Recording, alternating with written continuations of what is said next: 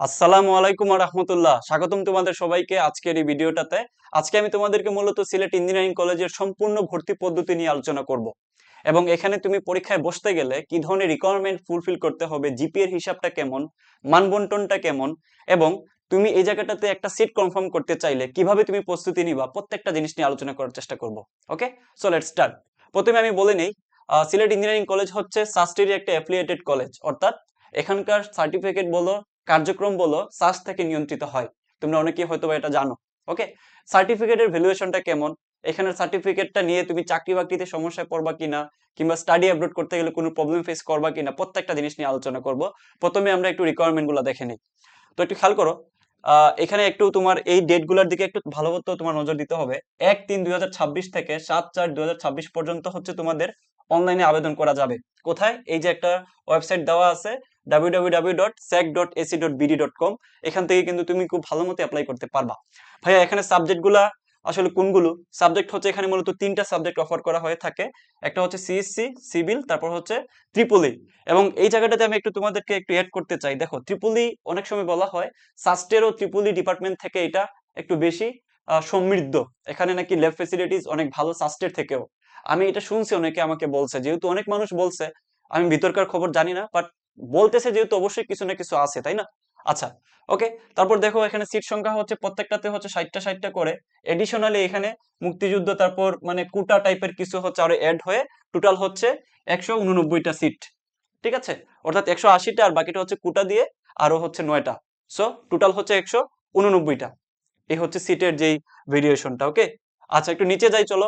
তাইলে ভাইয়া এখানে পরীক্ষা যে দিব, এখানে আসলে সেকেন্ড টাইমার যারা আছো তারা কি পরীক্ষায় বসতে পারবা কিনা একটু স্পষ্টভাবে খেয়াল করো। এখানে দেওয়া আছে কি, যে এই জায়গাটাতে তোমার জিপিএ রিকোয়ারমেন্টের দিকে তাকাও। এসএসসি এবং এইচএসসি তে দুইটাতে হচ্ছে তোমাকে কমপক্ষে 3 পাওয়া লাগবে, এবং টোটাল হচ্ছে তোমাকে 7 পয়েন্ট পাওয়া লাগবে, অর্থাৎ যে কোনো একটাতে তোমাকে 4 পয়েন্ট পাওয়া লাগবে। আর কমপক্ষে প্রত্যেকটাতে 3 পয়েন্ট থাকা লাগবে, এর নিচে গেলে তুমি অ্যাপ্লাই করতে পারবা না। ওকে, আচ্ছা, অর্থাৎ দেখো, এসএসসি এবং এইচএসসি এই দুইটা মিলে তোমার থাকা লাগবে হচ্ছে 7 পয়েন্ট। আর প্রত্যেকটাতে ইন্ডিভিজুয়ালি তোমার 3 করে থাকা লাগবে। 3-এর কম থাকলে তুমি 7 কেন 8 হইলেও তোমাকে এখানে এলিজিবল হবে না। ওকে, বুঝতে পারতেছো আই গেস। তো কারা পরীক্ষা দিতে পারবা? দেখো, মূলত 2022 এবং 23-এ যারা হচ্ছে এসএসসি পরীক্ষা দিচ্ছে, 24 এবং 25-এ যারা এইচএসসি পরীক্ষা দিচ্ছে, ঠিক আছে, তারা এখানে পরীক্ষায় এলিজিবল। অর্থাৎ যারা সেকেন্ড টাইমার আছো, তোমরা কিন্তু এখানে পরীক্ষায় বসতে পারবা। বোঝা গেছে? সেকেন্ড টাইমারদের জন্য এখানে কোনো মার্কস কাটা নাই, আলাদা করে বলা নাই। সো এখানে কিন্তু খুব ভালো মতো তুমি পরীক্ষা দিয়ে নিজেকে যাচাই করতে পারবা। ওকে, আচ্ছা। তারপর হচ্ছে এখানে অ্যাপ্লাই করার জন্য তোমাকে 1500 টাকা গুনতে হবে। এটা একটু বেশি হয়তো বা আমার কাছে মনে হচ্ছে, বাট এগেইন যেহেতু কলেজ এটা, সো এখানে একটু বেশি থাকবেই। এবং অন্যান্য ভার্সিটিতেও তো এরকমই নিচ্ছে, সো কলেজ বলে যে এখানে বেশি নিয়ে নিচ্ছে ব্যাপারটা এমন না। আর একটু পরে আমি তোমাদেরকে বলবো যে ভাইয়া কলেজ থেকে কলেজে পড়তে যাব, আসলে অনেকেই আমাদেরকে ছোট করবে বা হীনমন্যতার শিকার হব, মোটেই সেরকম না। আমি একটু পরে প্রমাণ দিচ্ছি এখান থেকে কারা কোথায় কোথায় যে আহ, কি করতেছে, স্টাডি অ্যাব্রোড করতেছে, এবং কোন কোন কোম্পানিতে যে ভালো করতেছেন, আমি সবকিছু তোমাদেরকে দেখাবো যাতে তোমাদের বিশ্বাস হয়। ওকে, আচ্ছা একটু নিচে আসো। এখানে ছবি টবি কিভাবে অ্যাপ্লাই করবো এগুলো নিয়ে কথাবার্তা বলতেছে। এবার হচ্ছে মোস্ট ভাইটাল পয়েন্ট, সেটা হলো দেখো, এখানে মূলত পরীক্ষা হবে ফিজিক্স, কেমিস্ট্রি, ম্যাথ এবং ইংরেজি। বায়োলজি এখানে কিন্তু প্রশ্ন থাকে না। এবং প্রশ্নের পদ্ধতি হচ্ছে লিখিত, রিটেন। ভাইয়া তাহলে কি আমি হচ্ছে বুয়েটের মতো করে প্রত্যেকটাতে আমি ব্যাখ্যা করে করে লিখে দিব? না, এরকম না। তোমাকে কি করবে, একটা কোয়েশ্চেন দেওয়া থাকবে এরকম, অর্থাৎ ভার্সিটি ইউনিটে তুমি যেভাবে কোয়েশ্চেন পাইতা উপরে, এরকম কোয়েশ্চেন থাকবে। এখানে ডিফারেন্সটা হচ্ছে তোমাকে 4টা অপশন দেওয়া থাকবে না। 4টা অপশন দেওয়া থাকবে না, জাস্ট একটু খালি জায়গা থাকবে যেখানে তুমি জাস্ট উত্তরটা লিখবা। সে ফর এক্সাম্পল তোমার এখানে দেওয়া আছে যে ফোর্সের মান দেওয়া আছে, আর মান দেওয়া আছে মনে করো যে তোমার ত্বরণের মানটা দেওয়া আছে, তাহলে তোমার এখান থেকে ভর বের করতে হবে। তাহলে ভর ইকুয়ালস টু কি জানি, F/A, তাই না? তাহলে এখান থেকে মানটা বের করে জাস্ট এখানে আনসারটা লিখে দিবা খালি ঘরটাতে। তুমি এই সূত্রটা লিখে দেখাইতে হবে না, এক্সট্রা পেজে তুমি ওটা কি করবা, রাফ করবা। জাস্ট আনসারটা মনে করে এখানে পাইছো তুমি 20 নিউটন বা 20 কেজি, তাহলে ওই আনসারটা তুমি এখানে বসাবা। That's it. ক্যালকুলেটর থাকবে। এবং প্রত্যেকটা সাবজেক্টে কত করে দেখো, ফিজিক্সে 30, ম্যাথে 30, রসায়নে হচ্ছে 30, সরি 20। তাহলে এই হইলো কত, 60, 70, 80। আর বাকি হচ্ছে দেখো 20 মার্ক হচ্ছে ইংরেজিতে। ইংরেজিতে এখানে কিন্তু একটা ভালো মার্কস আছে 20 মার্ক। সো যদি বেসিক ভালো থাকে তুমি এখানে ভালো করতে পারবা। ওকে, আচ্ছা এই হচ্ছে টোটাল 100 মার্ক। এবং পরীক্ষা থাকবে হচ্ছে কত সময় দেখো তো, 1 ঘন্টা 30 মিনিটের, 1.5 ঘন্টা সাস্টে যেমন পরীক্ষা দিছো।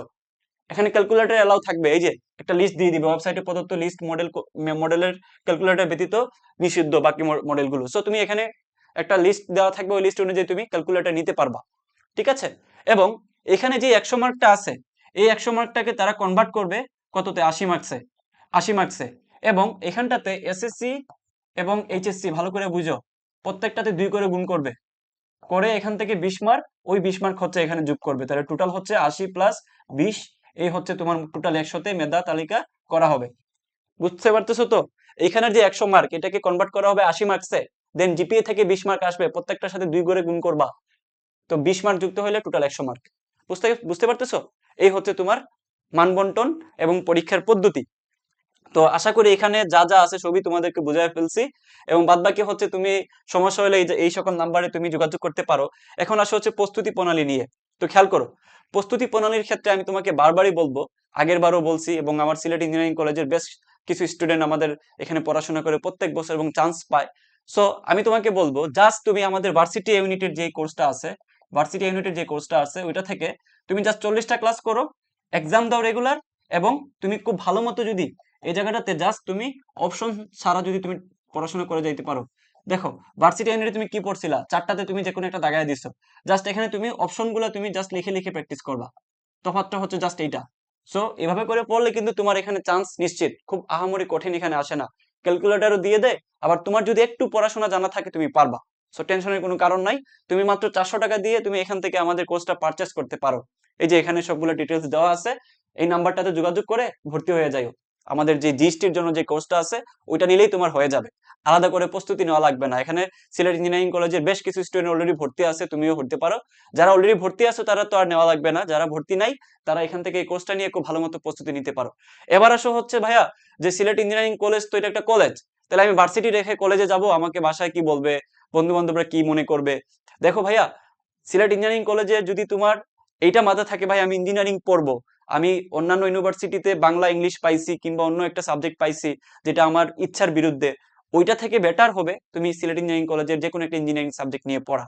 তুমি একটা ভার্সিটিতে, তুমি মনে করে স্টেট পাইছো, স্টেট নিয়ে তোমার হয়তো ভার্সিটির একটা ভাইব আসবে তোমার ভিতরে 4 বছরের, কিন্তু ওই সাবজেক্ট থেকে ডেফিনেটলি সিএসসি, সব সিএসসি, তারপর ট্রিপলি, তারপর সিভিল টেকনিক্যাল সাবজেক্টগুলো অনেক বেশি বেটার। তুমি জব মার্কেট বলো কিংবা হায়ার স্টাডি বলো, তুমি এখান থেকে ভালো স্কোপ পাবা, এবং এখানকার সার্টিফিকেট তোমাকে কোথাও আটকাবে না।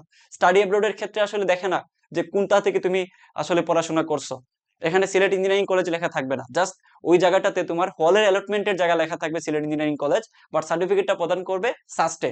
সো হীনমন্যতার কিচ্ছু নাই এখানে। তুমি অনেক নিম্ন লেভেলে ভার্সিটি থেকে এইখানে তুমি খুব ভালো মতো পড়াশোনা করতে পারো। আরেকটা কথা না বললেই নয়, এটা হচ্ছে আমাদের মায়াজ ভাই, ঠিক আছে। আমি যখন সিলেট ইঞ্জিনিয়ারিং কলেজে ছিলাম তখন আমার সিনিয়র ছিল ভাই, বর্তমানে উনি কিন্তু আমেরিকার একটা খুবই ভালো একটা ইউনিভার্সিটিতে ফুল ফান্ডেড সহ পিএইচডির অফার পাইছে, যেটা খুবই বিরল। এই যে দেখো, পাবলিকিয়ান থেকে পোস্ট করা হয়েছে, এটা কিন্তু একটা বিশাল ব্যাপার। উনি হচ্ছে অনার্স লাইফে থাকা অবস্থায় উনি আমেরিকা থেকে বেশ কিছু ইউনিভার্সিটি থেকে অফার পাইছে সিলেট ইঞ্জিনিয়ারিং কলেজে থেকে। সো যেহেতু উনি বাধাপ্রাপ্ত হয় নাই কোনো কারণে, সিলেট ইঞ্জিনিয়ারিং কলেজের জন্য আটকায় নাই, তুমি কেন আটকাবা? উনি পারছে, অবশ্যই তুমিও পারবা। ভাই এই জায়গাটাতে দেখো, এই জায়গাটাতে কি পরিমাণ এটা রিচ পাইছে, মানুষজন দেখছে, অর্থাৎ ওনার গল্পগুলো মানুষজন শুনে পাবলিক ইউনিভার্সিটির ভাগা ভাগা ইউনিভার্সিটি স্টুডেন্টরা কিন্তু ওনাকেই হচ্ছে কি মানতেছে বলতো, ওনাকে আইডল মানতেছে। তো তোমার যদি পড়ার ইচ্ছা থাকে, তোমার যদি ইচ্ছাটা যদি ওইভাবে থাকে যে ভাই আমি ইঞ্জিনিয়ার হব কিংবা আমার পড়াশোনা করার ইচ্ছা আছে, তাহলে কখনোই কোনো একটা প্রতিষ্ঠান বাধা হয়ে দাঁড়াইতে পারে না। ভাইয়া ভালো করছে, এবং ওইখান থেকে আমার দেখা মতো অনেক মানুষ আছেন যারা অনেক ভালো ভালো কোম্পানিতে চাকরি করতেছেন। একজন ভাই আছেন অ্যাপলে চাকরি করতেছে। সো কিসের তো আসলে প্রবলেম আমি জানি না। সো তুমি চাইলে এই জায়গাটাতে এই জিনিসগুলো তুমি শো করতে পারো, যে তোমাকে ছোট করে বা যে তোমাকে ছোট করে চিন্তা করে, অথবা তুমি চুপ থেকে পড়াশোনা করে যাও, 4 বছর পরেই তো আসল খেলাটা ঘুরে যাবে। সবাই দেখবে যে পরবর্তীতে তুমি কি করতেছো, আগে তো আর দেখবে না। 4 বছর হয়তো কেউ একজন ভালো একটা ইউনিভার্সিটি থেকে ধাপটে চলবে অথবা একটা ভাব নিয়ে চলবে, বাট 4 বছর পরে তোমার স্কিল থাকলে তুমি ভালো করবা। যার স্কিল থাকবে না সে কিছুই করতে পারবে না, সে যেখানেই পড়ুক। এটা হচ্ছে বাস্তবতা, আমি তোমাকে বলে দিচ্ছি, তুমি লিখে রাখো। যদি তুমি ভালো মতো পড়তে পারো, এই যে ভাইয়ে অনেক রিসার্চ করছে ভালো ভালো জায়গায়, ওনার কিন্তু থিসিস ডিফেন্স হয়েছে, প্লাস উনি ভালো ভালো জায়গায় পেপার উনি সাবমিট করছে।